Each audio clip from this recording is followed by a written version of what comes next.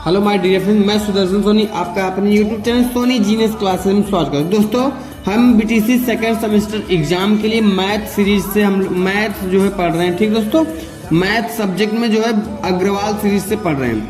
इसमें चैप्टर 5 को हम लोग पढ़ने जा रहे हैं। ठीक दोस्तों, इस वीडियो में हम चैप्टर 5 को पढ़ेंगे। ध्यान से देखिए दोस्तों। चलिए हम शुरू करते हैं चैप्टर नंबर 5 चैप्टर का नाम क्या है दोस्तों? चलिए देखिए, पहला क्वेश्चन क्या बोलता है कि निम्नलिखित में से 80 और 90 के बीच अभाज्य संख्याएं हैं। 80 और 90 के बीच में दोस्तों, 80 और 90 के बीच की हमें क्या निकालनी है? अभाज्य संख्याएं। ध्यान से देखिए, क्वेश्चन जो है हमारा है वही रहने देंगे। अब 80 और 90 के बीच की संख्या, 80 से शुरू करते हैं। देखिए दोस्तों, 80 और बीच, तो 80 और 90 के बीच, तो ध्यान देखिए 81 लिखिए। 81, 82, 83, 84, 85, फिर 86, 86 बाद 87, 87 बाद क्या आएगा दोस्तों? 88, इसके बाद 89। ठीक दोस्तों, 89 तक लिख दिया हमने। अब क्या बोलता है, ध्यान देखिए, हमें क्या छांटना है? अभाज्य संख्या। अभाज्य संख्या दोस्तों किसे कहते हैं? ऐसी संख्याएं जिनके ऐसी संख्याएं जो एक और स्वयं से एक से कटता है और अपने आप से कटता है, उन्हें हम अभाज्य संख्याएं कहते हैं। एक और अपने आप से कटे, एक और अपने आप से। चलिए तो देखिए, 81, 9 81 और 27 तिहाई 81, तो ये हमारा अभाज्य नहीं होगा। एक से कटना चाहिए और अपने आप से कटना चाहिए। देखो 82 2 से कट जाएगा दोस्तों, तो ये भी हमारा नहीं होगा। 83, ध्यान देखिए, 83 दोस्तों ऐसी संख्या है जो सिर्फ एक से कटेगी और अपने आप से कटेगी, तो हमारा पहला नंबर मिल गया। 80 और 90 के बीच का पहला अभाज्य संख्या मिल गया। 84 देखिए दोस्तों, 4 है 2 से कट जाएगा, 4 से भी कट जाएगा। 85 दोस्तों 5 से कट जाएगा, तो ये हमारा अभाज्य नहीं होगा। 86 2 से कट जाएगा। 87 दोस्तों 3 से कट जाएगा, 3 दूनी 6, 3 27, तो ये भी नहीं होगा हमारा अभाज्य। 88 4 से 2 से कट जाएगा, 8 से भी कट जाएगा, तो ये भी नहीं होगा। 11 से भी कट जाएगा, नहीं है। 89 दूसरी संख्या क्या है दोस्तों? 89 अभाज्य संख्या है। तो 80 और 90 के बीच की कौन कौन सी अभाज्य संख्या है? 83 और 89। तो 83 89 कहां पर है दोस्तों? डी ऑप्शन में, डी वाला सही कर देंगे। ठीक दोस्तों, क्वेश्चन नंबर 2 पढ़ते हैं। क्या बोलता है? निम्नलिखित संख्याओं में से प्राकृतिक संख्या है। प्राकृतिक संख्या है। अब प्राकृतिक संख्या जानते ही हैं हम लोग कि 1 से शुरू होती है, 1 2 3 4 ऐसे ऐसे अनंत तक। इसमें देखिए दोस्तों, प्राकृतिक संख्या को यन से प्रदर्शित करते हैं। प्राकृतिक संख्या 1 से शुरू होती है और अनंत तक जाती है। तो देखिए, करड़ी वाली संख्या हमारी प्राकृतिक नहीं होगी, दशमलव वाली प्राकृतिक नहीं होगी, 0 हमारा इसमें है ही नहीं। तो अब देखिए 2 बचा, तो 2 ही हमारा क्या है? प्राकृतिक संख्या है इस चारों ऑप्शन में। ठीक दोस्तों, अब देखिए तीसरा ऑप्शन क्या दिया है? -1 तथा 1, -1 और 1 के ठीक बीच की परिमेय संख्या। देखिए, ठीक बीच की परिमेय संख्या अगर निकालने को बोले, किसको किसको? -1 और 1, -1 और 1। ठीक है दोस्तों, देखिए क्वेश्चन नंबर 3 बोल रहा है कि -1 और 1 के ठीक बीच की परिमेय संख्या है। ठीक बीच की, जब हमें दो परिमेय संख्याओं के बीच की हमें परिमेय संख्या निकालनी हो तो कैसे निकालते हैं दोस्तों? जो दिया जाता है उन दोनों को जोड़ा जाता है। -1 और +1, इन दोनों को जोड़ देंगे, -1 और +1 को जोड़ देंगे और 2 से भाग करेंगे, यानी दोनों को जोड़ेंगे और 2 से भाग कर देंगे, हमारी ठीक बीच की परिमेय संख्या आ जाएगी। अब देखिए, -1 +1 कट जाएगा, 0 आएगा। ऊपर कितना आएगा दोस्तों? 0, और नीचे 2 से जब 0 में आप भाग करोगे क्या आ जाएगा? 0। तो यानी इस क्वेश्चन 3 का आंसर क्या हो जाएगा? 0। तो ऑप्शन को मिलाने पर दोस्तों हमें एक भी ऑप्शन नहीं मिल रहा है, तो ऑप्शन एक अलग से बना लेंगे और इसको लिख देंगे 0। तो इन दोनों के बीच की हमें परिमेय संख्या क्या आ जाएगी? 0। ठीक दोस्तों, क्वेश्चन नंबर 3 कंप्लीट हो गया। क्वेश्चन नंबर 4 देखते हैं। क्वेश्चन नंबर 4 क्या बोल रहा है दोस्तों कि -1/3 और 1/2 के मध्य एक परिमेय संख्या है। इसके बीच की हमें क्या निकालनी है? परिमेय संख्या। किसके किसके बीच की दोस्तों? -1/3 और अगला क्या दिया दोस्तों? 1/2। इन दोनों के बीच की हमें क्या निकालनी है? परिमेय संख्या। 1/2 के बीच की परिमेय क्या कैसे बताया दोस्तों? कैसे करेंगे? इन दोनों को जोड़ेंगे, -1/3 और +1/2, इन दोनों को जोड़ेंगे और जोड़ने के बाद 2 से भाग भी कर देंगे। यही मैंने बताया ना। तो चलिए क्या करते हैं? 3 और 2 का लास्ट लेंगे, 3 और 2 का 6 आ जाएगा, 3 दूनी 6, 2 1 कम 2 -2 हो जाएगा, प्लस अब भाग करेंगे 2 3 6, 3 1 कम 3 और नीचे दोस्तों 2 है। चलिए देखिए आगे, देखिए 2 में 3 3 से 2 घटाएंगे तो +1 और 1 नीचे दोस्तों 6 है, फिर नीचे कितना 2। देखिए बटे का बटा जब बटे के भी बटे जब हो तो ये दोनों नीचे आ जाते हैं। ध्यान देखिए क्या हो जाएगा? 1 ऊपर रहेगा और 2 का बटा 6 12, 1/12 दोस्तों। हमें -1/3 और 1/2 के बीच की परिमेय संख्या क्या मिल गई? 1/12। 1/12 ऑप्शन में दिया है दोस्तों। कौन सा ऑप्शन सही है? बी नंबर ऑप्शन सही है। ठीक दोस्तों, क्वेश्चन नंबर 5 सबसे छोटा पूर्णांक है। हमसे बोला सबसे छोटा पूर्णांक क्या है? सबसे छोटा पूर्णांक क्या है? अब पूर्णांक आप समझिए पहले, पूर्णांक क्या होता है? पूर्णांक दोस्तों क्या होते हैं? हमें इससे पहले वाली वीडियो में मैं बता चुका हूं। देखिए पूर्णांक क्या होते हैं? 0 के साथ में दोस्तों सभी प्लस वाली और सभी माइनस वाली संख्याएं, सभी प्लस वाली और सभी माइनस वाली संख्याओं को हम क्या बोलते हैं? पूर्णांक बोलते हैं। 0 के साथ में सभी प्लस वाली और सभी माइनस वाली संख्याओं को हम क्या बोलते हैं? पूर्णांक। तो देखिए दोस्तों, पूर्णांक को 3 भागों में बांटेंगे। जो 0 है इसको बोलते हैं शून्य पूर्णांक, और जो प्लस में लिखी हुई संख्याएं हैं +1 2 3 ये सभी धन पूर्णांक है, धन पूर्णांक। और जो माइनस में लिखी गई संख्याएं दोस्तों -1 -2 -3 इन्हें क्या बोलते हैं? ऋण पूर्णांक। तो आप बताइए सबसे छोटा पूर्णांक हमसे पूछा है दोस्तों। पूर्णांक में ऐसी कोई भी संख्या नहीं है जो सबसे छोटी हो, तो सबसे छोटा पूर्णांक कोई भी नहीं है। सबसे छोटा पूर्णांक कोई भी नहीं है, तो इसका ऑप्शन कौन सा हो जाएगा? डी। आज आया आपको समझ में दोस्तों? डी ऑप्शन पर हम टिक कर लेंगे। ठीक है, अब अगला क्वेश्चन नंबर 6, परिमेय संख्या -3/4 का योगात्मक एवं गुणात्मक प्रतिलोम। -3/4 देखिए दोस्तों, -3/4। अब इसका हमसे बोला है का योगात्मक प्रतिलोम, योगात्मक प्रतिलोम।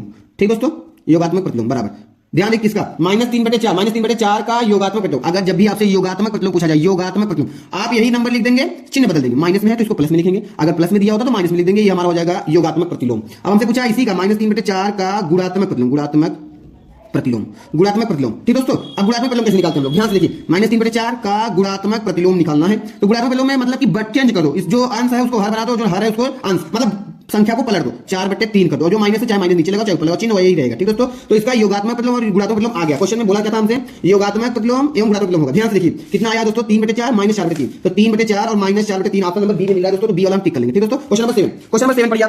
क्वेश्चन नंबर 7 क्या बोला है कि निम्नलिखित में कौन सी परिमेय संख्या नहीं है। अब परिमेय संख्या नहीं है ये हमें बताना है। ठीक है दोस्तों, चलिए कौन सी संख्या हमारी परिमेय नहीं है बताते हैं।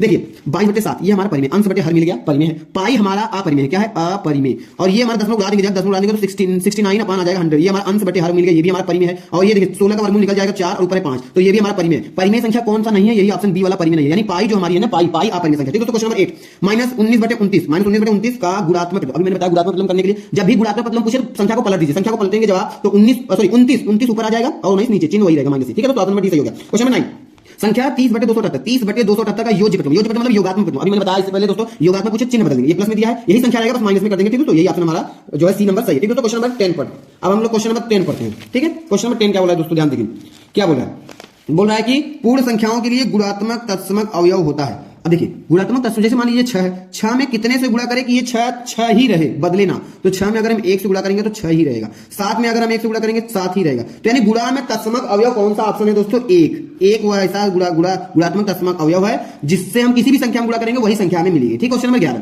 निम्नलिखित कथनों में सत्य कथन है, हमें सत्य बताना है। एक धनात्मक पूर्णांक अपनी योगात्मक प्रतिलोम से बड़ा होता है। देखिए कोई अगर धन वाली संख्या है, अब 5 है, इसका योगात्मक प्रतिलोम निकालेंगे, हम कहें योगात्मक में चिन्ह बदल देते हैं, -5 कर देंगे, तो जो धन वाली संख्या है अपने ऋण योगात्मक प्रतिलोम से बड़ा ही तो है।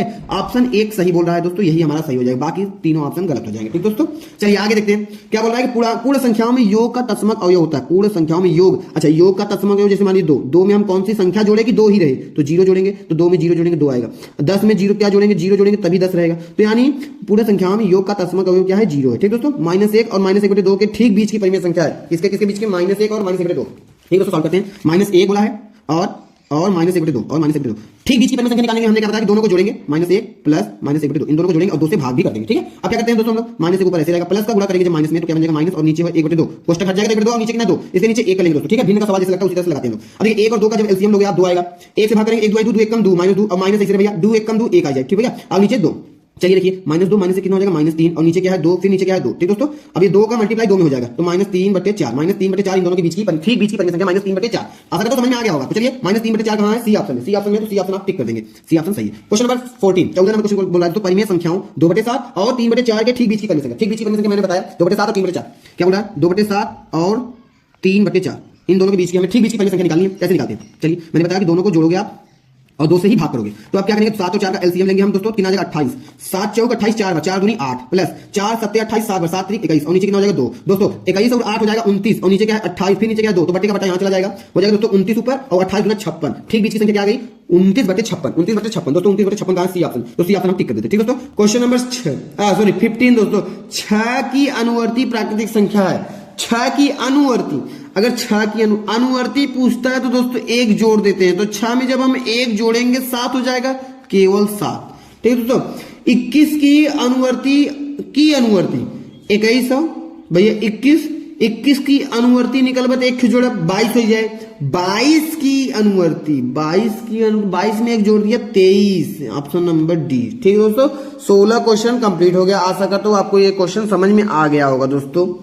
अब हम लोग क्वेश्चन नंबर इसी वीडियो में दोस्तों अति लघुत्तरी प्रश्न को, very short and type question को करते हैं, अति लघुत्तरी प्रश्न। चलिए पहला क्वेश्चन क्या बोलता है, देखिए धन पूर्णांक -4x - 6 के ठीक बाद का धन पूर्णांक ज्ञात कीजिए। ध्यान देखिए 4x - 6 इसके ठीक बाद का हमें धन पूर्णांक निकालना है। अब देखिए जैसे 5 के ठीक बाद का संख्या होता है 6 धन में है। ठीक है दोस्तों, अच्छा 6 के बाद का होता है 7 के बाद क्या होता है 8। दोस्तों कैसे हमें ठीक बाद वाली संख्या कैसे मिल रही है, 5 में 1 जोड़ेंगे 6 में 1 जोड़ेंगे 7 में 1 जोड़ेंगे 8, एक अंक जोड़ने पर मिल रहा है, तो इसमें भी हम ठीक बाद निकालने के 1 अंक जोड़ देंगे, कितना होगा 4x ऐसे रहेगा माइनस, देखिए माइनस वाला ज्यादा है, 6 ज्यादा कि 1 6 ज्यादा, तो माइनस वाला चिन्ह लगेगा, घट जाएगा, तो 6 में से 1 के 5। ठीक है दोस्तों, 4x - 5 यही हमारा आंसर होगा, 4x - 5, तो 4x - 5 इसका आंसर होगा। ठीक है दोस्तों, क्वेश्चन नंबर 2 क्या होता है, -4/5 को संख्या रेखा पर प्रदर्शित कीजिए। -4/5 ठीक है दोस्तों, -4/5 को संख्या रेखा पर दर्शाना है, संख्या रेखा पर हमें दर्शाना है। ध्यान से देखिए दोस्तों, क्या करना है, जैसे बीच में होता है जीरो संख्या का आप जानते ही होंगे दोस्तों, इधर 1 होता है +1 +2 +3 और इधर हो जाएगा दोस्तों -1 -2 -3, ठीक है। तो इस तरह से आगे तक जितनी भी आपकी मर्जी वहां तक ले जा सकते हैं आप।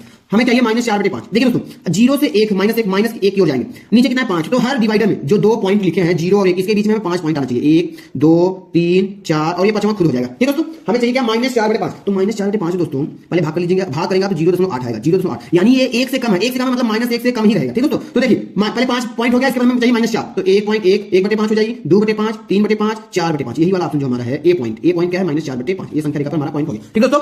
आशा करता हूं आपको समझ में आ गया होगा। क्वेश्चन नंबर 3 बोलता है दोस्तों क्या, हमारा 3rd क्वेश्चन क्या बोल रहा है कि परिमेय संख्या को परिभाषित कीजिए। हमें परिमेय संख्या परिभाषित करना है। परिमेय संख्या किसे कहते हैं दोस्तों ध्यान दीजिए, परिमेय संख्या 3rd क्वेश्चन है रेशनल नंबर। ध्यान दीजिए दोस्तों, मैंने बताया है ऐसी संख्याएं जो p/q के रूप में हो, ऐसी संख्याएं जो p/q के रूप में होती हैं उन्हें हम परिमेय संख्याएं कहते हैं। परिमेय संख्याओं को दोस्तों हम q से प्रदर्शित करते हैं, लेकिन दोस्तों एक कंडीशन, जैसे देखिए ये जो नीचे q है ना, ऊपर वाले 5 बोलते हैं, नीचे वाले 5, तो जो हर है q हमारा कभी भी 0 नहीं होना चाहिए, और p क्या होना चाहिए, इंटीजर होना चाहिए, ठीक है दोस्तों।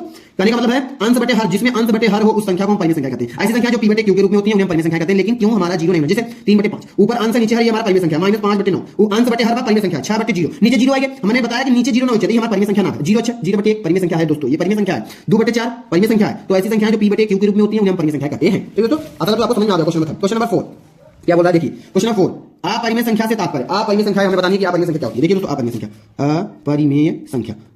को बोलते हैं इर्रेशनल नंबर, ठीक है दोस्तों। ऐसी संख्याएं, देखिए दोस्तों ऐसी संख्याएं जो p/q के रूप में नहीं हो, ऐसी संख्याएं जो p/q के रूप में नहीं होती हैं उन्हें हम अपरिमेय संख्याएं कहते हैं। अपरिमेय संख्याओं को यश से प्रदर्शित करते हैं। अपरिमेय संख्या दोस्तों करड़ी वाली संख्याएं होती हैं जो करड़ी से बाहर ना निकले, जैसे 3 करड़ी में 2, जो करड़ी से बाहर ना निकले वो संख्याएं हमारी क्या है, अपरिमेय संख्याएं, ठीक है दोस्तों। एग्जांपल तो जैसे 1/2 लिख दिया, करड़ी 3/5 लिख दिया, -2 लिख दिया, ठीक है दोस्तों। ये सब हमारी क्या है, अपरिमेय संख्याएं। ऐसी संख्या जो p/q के रूप में नहीं होती है उन्हें हम अपरिमेय संख्याएं कहते हैं। क्वेश्चन नंबर अगला 5 क्या बोला है, -4/9 का गुणात्मक प्रतिलोम, -4/9 का गुणात्मक प्रतिलोम जब भी बोले मैंने दोस्तों बताया कि इसको पलट देंगे तो 9/4 चिन्ह वही रहेगा, तो 9/4 आंसर हो गया, ठीक दोस्तों, -9/4। क्वेश्चन नंबर 6 क्या बोला, 3/2 का योज्य प्रतिलोम निकालना है, 3/2 का।